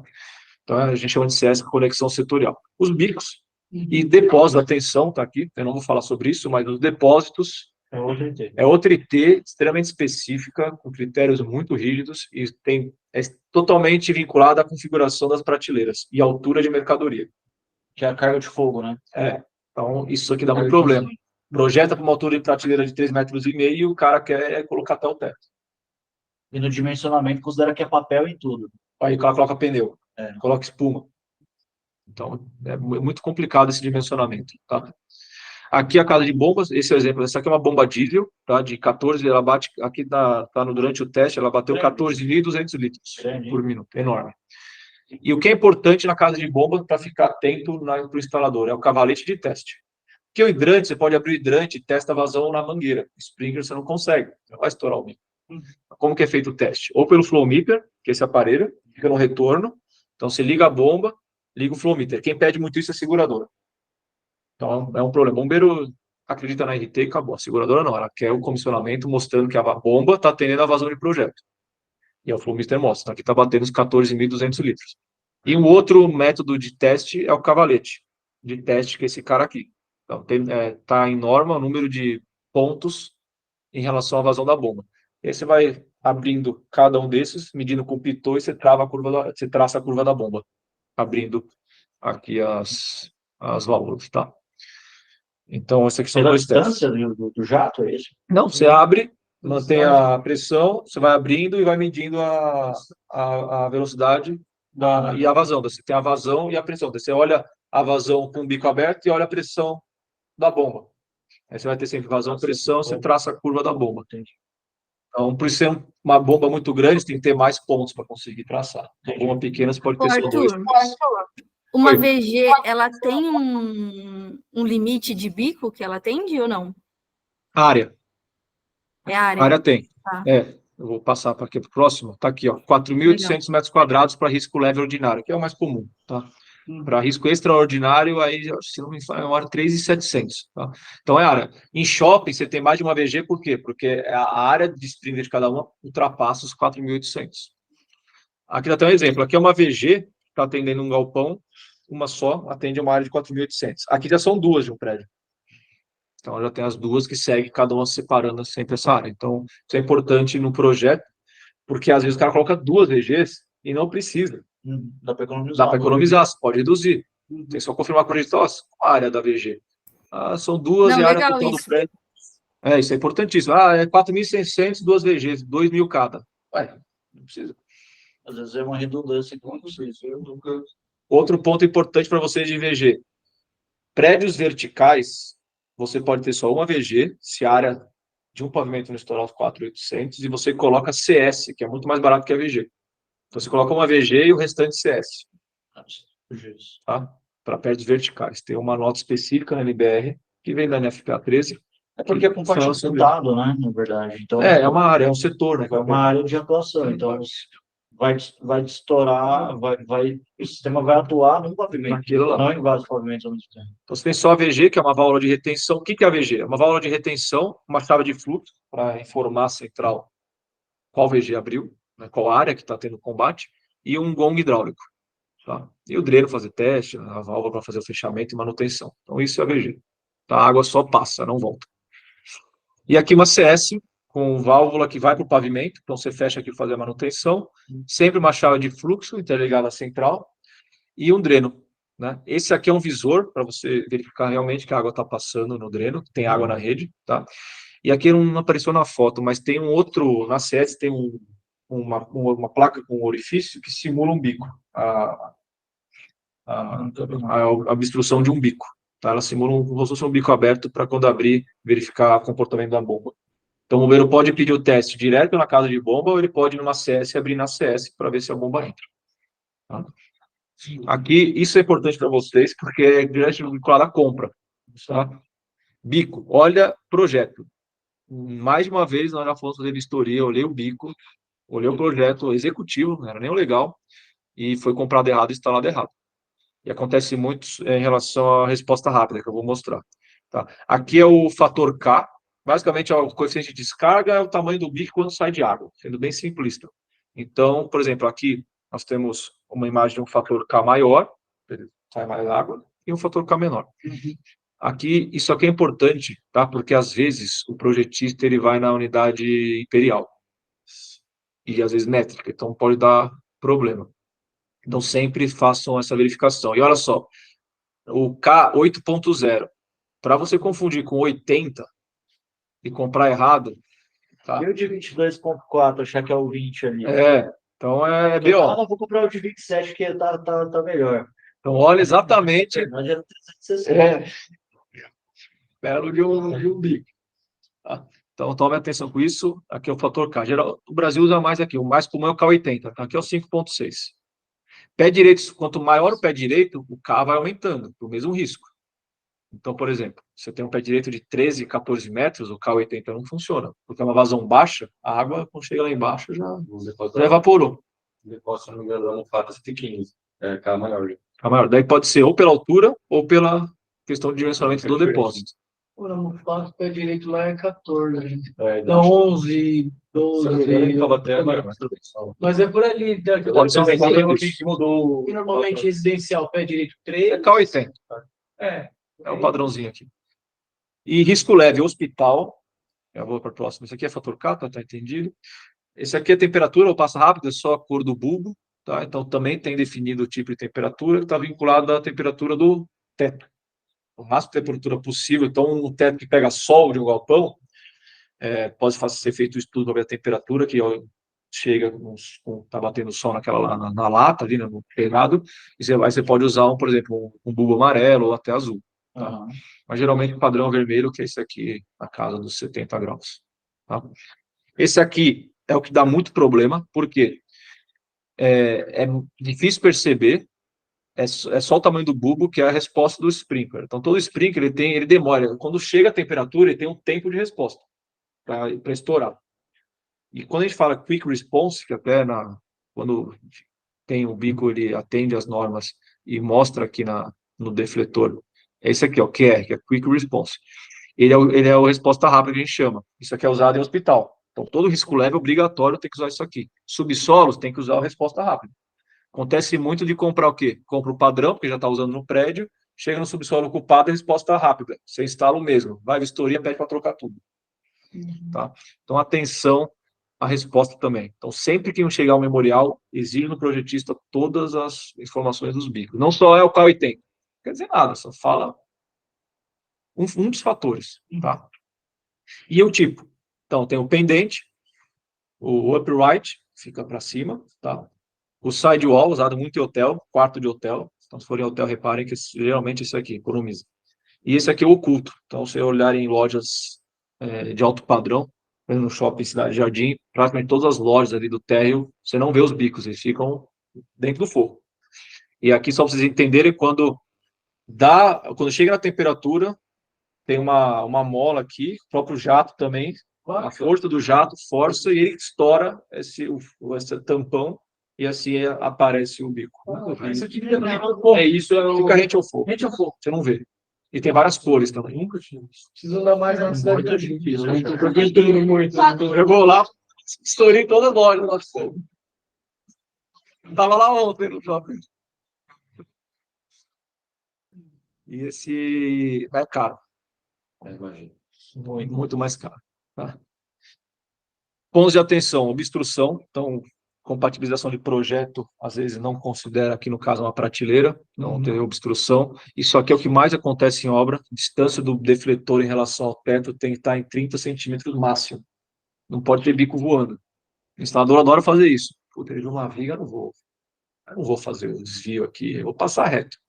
E o bico fica voando, fica meio metro, 60 centímetros. Tem algumas exceções quando tem uma estruturalmente. Então, olhe no projeto como é que está.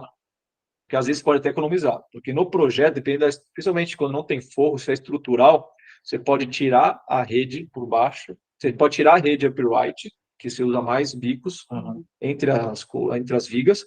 Você pode passar embaixo da viga. Se a altura está de 30, passa para 55. Você economiza bastante. Tá? Mas é um caso bem específico isso quando é sem forro e tem vigas numa certa distância. Tá? Um padrão de estrutural.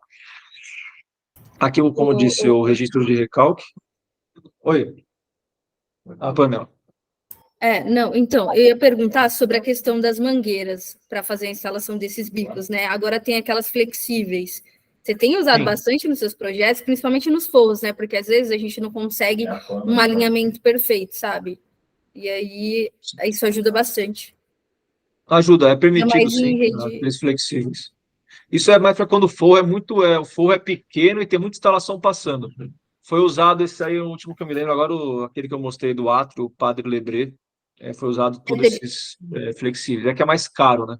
Então tem que ser uma discussão lá atrás de projeto. Usar no mercado sonda lá, porque tinha muito forro modular. Às vezes vale a pena. A área inteira do mercado é forro modular. Para você não ter que ficar adaptando toda a instalação para estar no meio da placa de forro modular, a gente usou em todos os pontos.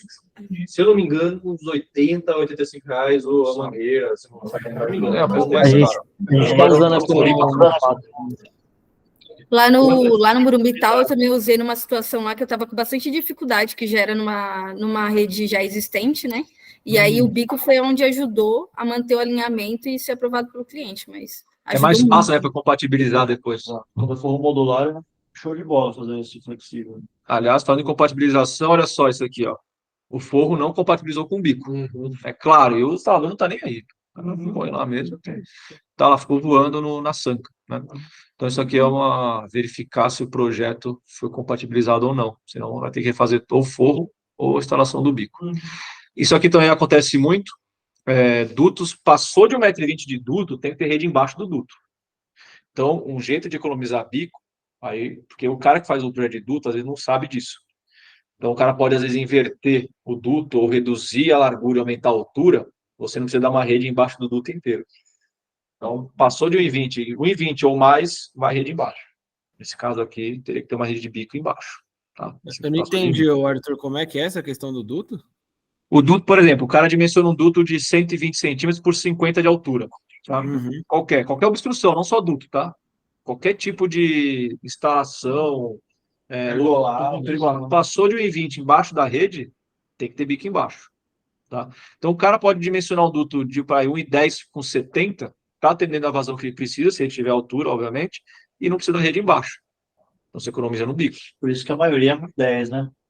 Travou. Agora que não faz mais sentido. Agora não entendi, entendeu? Então, às vezes, se você olhar 1,20, vê se tem necessidade mesmo de ter um duto grande. Onde tem sprinkler, tá? Aqui, de novo, distância. E o registro de recalque, quando é sprinkler, é duplo.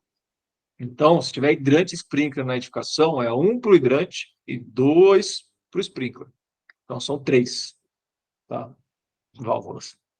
E coluna. No caso aqui é coluna, os erros aqui dessa foto teria que ser 2, no sistema de sprinkler, e a dimensão, como eu falei, está inferior ao principal da rede.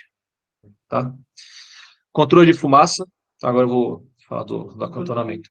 Coloquei 2 imagens aqui do handbook, só para explicar 2 conceitos de controle de fumaça. Esse aqui é um que faz a extração de fumaça, que não é em atos, né, são locais com pé direito menores, e em prédios.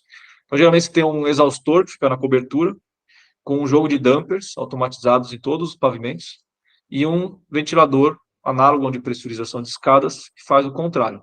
Então, quando você tem incêndio no pavimento, você faz a extração do pavimento, ou você pode pressurizar pavimentos de cima, de baixo, ou áreas dentro do próprio andar, ou você faz realmente a extração e renovação de ar dentro do próprio pavimento. Aqui em São Paulo, ele obriga isso. Você tem um ponto de extração e um ponto de renovação no mesmo pavimento, tá? Que é os 60% da vazão de extração. Tá? E aqui está um conjunto completo, né, que é a escada pressurizada, que também é um controle de fumaça, tá? Então, entendo que a escada pressurizada, na verdade, é um capítulo de um livro chamado Controle de Fumaça, porque ela controla que a fumaça não entre na escada, por um método de pressurização. Então, geralmente fica nas mesmas ITs americanas, né, vamos chamar assim, esses 2 elementos. E aqui nós temos um controle de átomos. que é um outro dimensionamento, um outro método, que aí sim é um exaustor que fica geralmente na cobertura e faz a exaustão da fumaça do átrio. Tá? É muito mais complexo e caro esse tipo de sistema. Tá? E quais são os elementos? Cada de máquinas, onde ficam os ventiladores. Então, se ela está dentro do prédio, ela tem que ser compartimentada, ou na cobertura, e aí tem que entender para onde vai essa fumaça, a descarga da fumaça e a tomada de ar, parecido com pressurização. Nós temos sempre a extração, como eu falei, e a renovação. Automação, registros e o controle de fumaça natural. Eu não vou falar muito aqui, vou mostrar uma foto. O controle de fumaça natural também é aceito pelo bombeiro, tem um dimensionamento totalmente específico, e a abertura de caixilho. Você pode automatizar caixilho. Às vezes, economiza dinheiro em obra. Então, por exemplo, Cidade Jardim, de novo, lá tem lojas que têm controle de fumaça mecânico e outras que estão na fachada natural. Então, todos os caixilhos são automatizados. Tá? Aqui, inclusive, a obra de vocês, mas aqui, ó, Parque das Bandeiras, tá? O controle de fumaça dos átrios. Aqui um controle de fumaça de um cinema, tá? Também numa área descoberta. E aqui dentro aqui no Shopping Cidade Jardim, são 4 ventiladores dentro de uma loja, numa área compartimentada, que fazem a extração. Tá? Então, você pode ter tanto dentro como fora. Claro que a descarga de fumaça aqui você tem que dutar até para fora da edificação. Porque geralmente ele coloca a casa de máquinas na cobertura ou no espaço externo. Aqui as grelhas de extração, tá? Então sempre ficam no teto, e as grelhas de renovação de ar, terço inferior, próximo do piso. Okay? E você pode substituir, como foi feito no guarda aqui, a renovação de ar pela introdução de ar natural, é diferente de pressão, então, mas daí você tem que automatizar portas ou usar venezianas permanentes. Tá?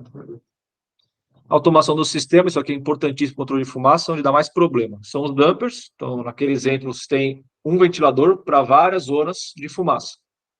E cada dumper está vinculado ao laço daquela zona. Aí eu vou entrar no acantonamento. O acantonamento nada mais é que zona de fumaça. E o sistema é dimensionado por uma zona máxima de 1.600. Na VG não era 4.800? Para controle de fumaça é 1.600. E essas áreas de 1.600 são separadas por barreiras de fumaça.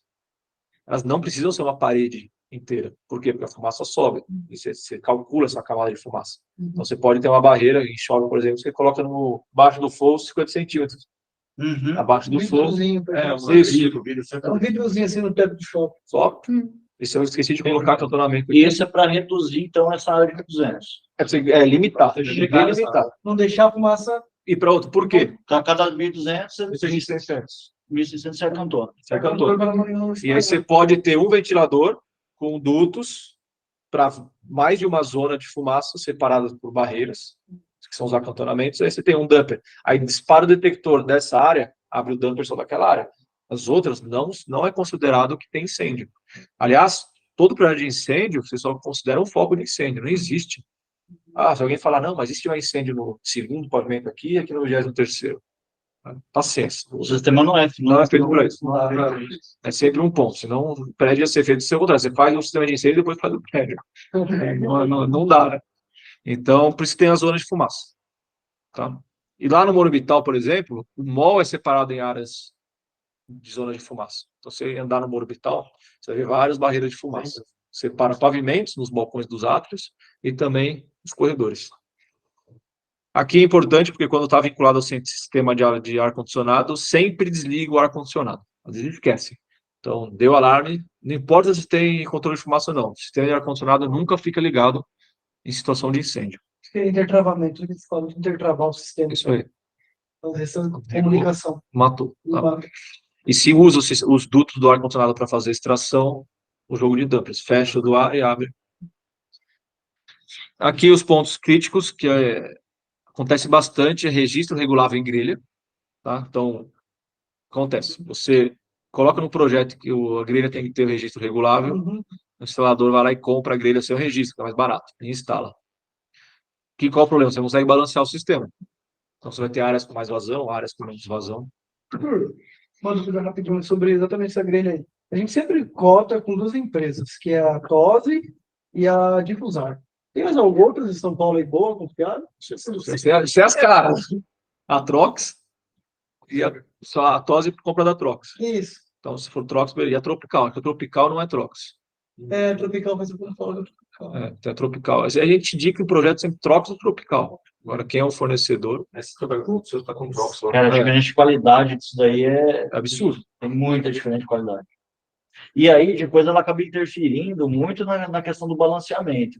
Você pega um dumper ruim, e eu já passei por isso. Uma obra que, nossa, para a gente conseguir ter a vazão lá, e a fuga era dumper não fechava, não abria direito, então tinha muita perda de carga no dumper. Então tem que tomar um pouco de cuidado. Mas aqui uma coisa importantíssima no calor de fumaça, os dutos precisam ter isolamento com manta cerâmica, ou outro isolamento, tá? Mas geralmente se usa manta cerâmica, 90 minutos. Aqui está um exemplo de uma loja que foi instalada a loja inteira sem isolamento, eles tiveram que refazer, tá? E aqui é o exemplo do duto isolado. Tá? O externo não precisa, né? O externo não, porque não tem carga de incêndio. Então, você pode dizer, às vezes você joga o duto para fora do prédio, você tira todo o isolamento dele. É igual pressurização. Pressurização, se você faz aquele retrofit de um prédio, não tem como passar o shaft dentro do prédio, você joga para fora, se não tiver aberturas próximo do duto, não precisa de isolamento. Tá? Agora, duto de exaustão, é isso, se não tiver abertura. Tem gordura nele. Aqui nem a chapa preta. Aí tem, isso é importante, o material do duto. Tá? Às vezes, você pode pegar o projeto de controle de fumaça com chapa preta. Explica o que é chapa preta, pessoal. É aço carbono, não é o galvanizado. Tá? Esse aqui pode ser usado chapa de aço galvanizado, por quê? Porque é mais barato. Porque tem sprinkler. Então, quando tem sprinkler, a temperatura da fumaça é mais baixa. Então, ele entende que a resistência interna resiste. Mas a externa tem que ainda ter a manta cerâmica para se tiver um foco de incêndio embaixo do duto e não colapsa. Tá? Então, geralmente é chapa de aço galvanizado e manta cerâmica. Porque teoricamente a fumaça ela vai vir da onde está pegando fogo, e aonde está pegando fogo acionou o SPK e abaixou a temperatura da fumaça. Isso. Não é o. Eu pensava que era o contrário. Não é SPK para jogar água em cima do duto. É SPK para resfriar a temperatura da onde está a fumaça. Então, ou seja, que é a fumaça que vai estar passando pelo lado de dentro. Por isso que você tira a chapa preta, mas mantém o isolamento do duto, porque eventualmente está pegando fogo no outro trecho, né? E a chama, né? A chama está em contato com o duto. E a chama está em contato com o duto. O controle de fumaça só pensa na fumaça mesmo. E o sprinkler, lembrando, o sprinkler não é feito para apagar fogo. Ele pode apagar, depende do tamanho do fogo, mas ele não é dimensionado para isso. O sprinkler, existem sistemas que são feitos para apagar, mas esse nós estamos acostumados é para conter, para deixar o foco ali. Por isso que ele substitui a compartimentação, porque o incêndio não se alastra. E tem aquele que tira o oxigênio do ambiente, não tem um sistema. Isso é o CO2, é em duto. A TNBR agora só pode CO2 dentro do duto. Porque senão antes antigamente era na sala. Aí matava o cozinheiro. Paga o fogo, mata todo mundo. Isso nos Estados Unidos. Eles tiram o ar do ambiente. Tem CPD. Tem CPD. Em CPD é assim. Quem usar equipamentos tão caros, tira o ar de todo o ambiente. Mas se alguém está lá dentro, morreu. Mas são áreas, geralmente, que não tem ninguém operando. Né? Tem que ter um cuidado de quem está fazendo manutenção, desligar o sistema. Tem uma questão de logística. Balanceamento do sistema. Isso aqui, entrega uma obra sem balancear. Padrão. Tá? Pressurização, controle de fumaça, nunca fazem balanceamento. Compartimentação, isolamento dos dutos e a tag. Então, acho que são os pontos mais críticos. Tá? O balanceamento, você acha que o cara deixou o duto aberto, vazamento, furo. Aqui uma compartimentação, tá vendo? O cara passou o duto, tá vendo o drywall rosa aqui? Deixou aberto. Ó. Ele recortou e não fechou com o firestop. Uma coisa importantíssima é balancear o sistema antes de fechar o forro, se tiver forro. Né? Porque depois que fechou, meu amigo, aí você vai fazer o balanceamento e vai descobrir que você tem que abrir forro. Acontece muito. Lembrei agora um ponto importante que come muita bola nisso na hora de instalar, é esse cara aqui, ó. O acionamento manual na central de alarme. Isso para bomba, pressurização e controle de fumaça. Tem que ter um botão soco lá, liga. E se tem mais de um ventilador, que esse é o caso, um para cada ventilador indicando o status. Falha, ligado, desligado. Tá com os LEDs. Isso aqui é no light. Tá? Os ventiladores do light lá na cobertura. Nossa, Arthur. Tem uma dúvida genérica aqui, mas é porque no Rio de Janeiro, tipo, não fala de Janeiro. Bombeiro, São Paulo. em shopping. Não sei se é proteger geral. Geral. Uma questão subjetiva. Mas não sei se você já percebeu isso ou não. Ó, Rio de Janeiro é um mundo à parte. Sei lá, fazendo qualquer país que É questão política, legislação dos caras, cultural. Tudo no Rio de Janeiro é mais difícil, é diferente. Aprovar projeto lá é terrível. A gente pega, inclusive, quando nos contratos para fazer parte legal lá no executivo, a gente faz projetos. A parte legal no Rio, a gente fala, ó, eu faço, mas já vou deixar bem claro. Eu não vou garantir nada, nenhum prazo para você. E é na unha lá, é balcão. E tem que ser um cara de lá. Não pode um consultor daqui aprovar lá. Tem que ter residência lá. Quem mora lá para aprovar. Conhecer os caminhos. Terrível. Terrível. Então, são clientes que já nos conhecem. E, tá bom, eu quero que seja feito do jeito de vocês lá no Rio, nem que demore 3 anos. E geralmente acontece isso, demora bastante. Aprova, vai puxando, vai jogando pra baixo. E conceitos absurdos. Lá, por exemplo, escada de emergência, você tem uma edificação com 60 minutos, no nosso exemplo aqui, sabe quanto que é a parede da escada? 240. Nossa. 240, a escada inteira. Pra quê? Pô, o prédio cai e fica a escada. 240. Então, Rio de Janeiro tem que olhar projeto por projeto, a norma direitinho, mas melhorou muito depois que era o COSIP de 70 e década de 70, a norma. Um monte de anexo, horrível de trabalhar. Aí depois do incêndio do museu e do Flamengo, eles correram e atualizaram todas as normas, organizaram, tá bem melhor e muito parecido com a de São Paulo. Teve um shopping que pegou fogo residente lá, que era Dancar, inclusive, um shopping que pegou fogo.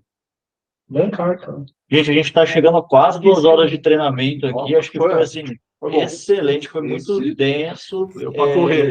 E realmente precisaria de mais umas 3 horas aí, pelo menos. Dias.